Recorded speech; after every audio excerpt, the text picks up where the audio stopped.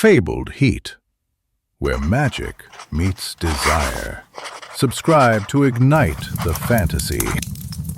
The earth trembled, not with thunder, not with the hooves of horses, but with something far more primal. The hill crested, and I understood. A tsunami of flesh and rage, a living wave of muscle and fur, broke against the horizon. They were werewolves, but unlike any I had ever seen or fought. Bigger, more bestial, their eyes burning with an unnatural crimson light. I drew Oathkeeper, the silver of its blade gleaming faintly in the fading twilight. Alone. The king's scouts, the so-called elite guard, had scattered like leaves in the wind.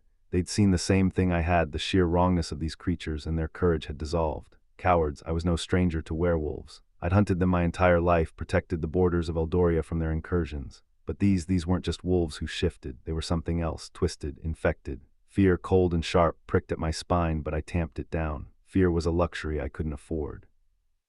My people, the small village nestled in the valley behind me, depended on me.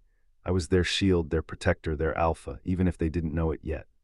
A guttural roar ripped through the air, a sound that resonated deep in my bones, awakening something ancient and unwanted within me.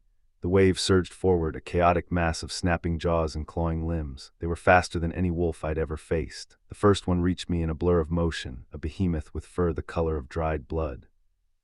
I sidestepped its clumsy lunge, Oathkeeper singing as it bit deep into its flank. The beast howled, a sound that seemed to tear at the very fabric of reality, and swiped at me with claws that could rend steel. I parried, the force of the blow jarring my arm. More came. 3, then 5, then a dozen, a relentless tide of fur and fury. I moved with a practiced grace, honed by years of fighting, a dance of death amidst the chaos. Each parry, each strike was a prayer for survival, a testament to my skill and determination. Silver flashed, blood sprayed, and the air grew thick with the stench of wet fur and raw meat. I fought until my muscles screamed, until my breath came in ragged gasps, until Oathkeeper was slick with crimson. I fought and I held, but they kept coming, endless, insatiable. Then I saw them. 2 figures emerged from the heart of the pack, their presence causing even the monstrous werewolves to hesitate. One was a woman, tall and powerfully built, with midnight black fur and eyes like molten gold. The other a man, towering even above her, a dark, brooding presence with fur the color of a bruised storm cloud and eyes that radiated an unnerving intelligence. They moved with a grace and authority that marked them as something more than just pack leaders. They were alphas, and something else too, something I couldn't quite grasp. Woman tilted her head, her golden eyes fixing on me with unsettling intensity. I felt a jolt, a spark, something that resonated deep within my soul. It was a pull, an invisible thread that connected us, something both terrifying and undeniably familiar. The man simply stared, his storm cloud eyes filled with a burning intensity that seemed to strip me bare. He took a step forward and the earth trembled again. Lyra, he growled, his voice a low rumble that echoed in my chest. You fight well. But your struggle is futile. The woman smiled, a predatory curve of her lips. Join us, Lyra. Embrace your destiny. You belong with us. I stared back, my heart pounding in my chest. I knew I should fight, should reject their offer, should protect my people. But something deep within me, something primal and untamed, yearned for them, for the connection I felt, for the power that radiated from them. It was the instinct I had fought against all my life, the knowledge that I was somehow different. Who are you? I managed to croak, my voice barely a whisper. The man stepped closer, his eyes burning into mine. I am Kale, he said, his voice laced with a possessiveness that sent shivers down my spine.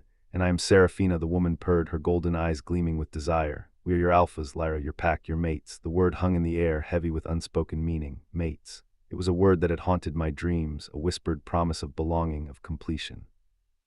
But these weren't the mates I had imagined, not 1 but 2, and they were werewolves. I looked at them, at the pack that surged behind them, at the raw power that emanated from them. I looked at the village behind me, at the people I had sworn to protect, and I knew with a certainty that chilled me to the bone that I had a choice to make, a choice that would determine not only my fate but the fate of everyone I loved. I began, my voice trembling.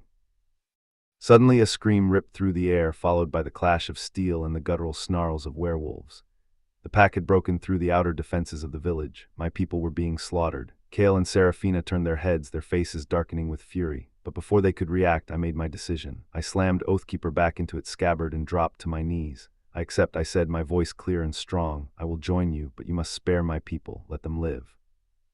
Kale's lips quirked upward in a predatory smirk. Seraphina's eyes glowed with triumph. Kale nodded, agreed. But you are ours now, Lyra, body and soul. He reached for me, his hand large and calloused. As his fingers brushed against my skin, a jolt of pure energy coursed through me.